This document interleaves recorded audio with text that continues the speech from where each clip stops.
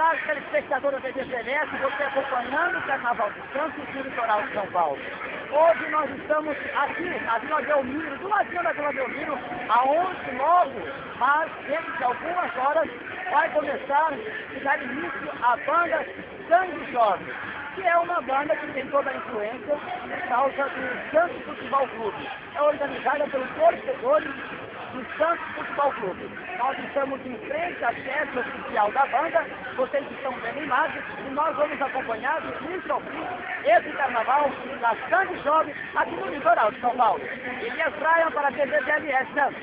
Vejam imagens ao vivo, aqui da cidade de Santos, litoral de São Paulo. Carnaval 2011 é aqui na TV CLS Santos.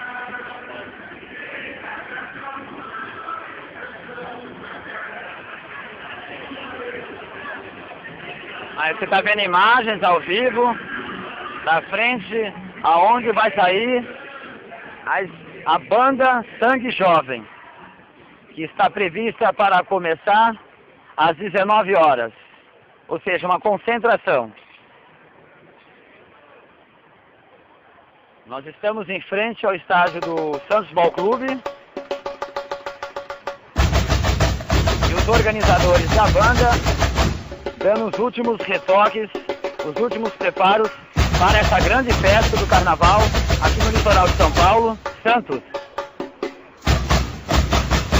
Elias Bryan para a TV GLS Santos.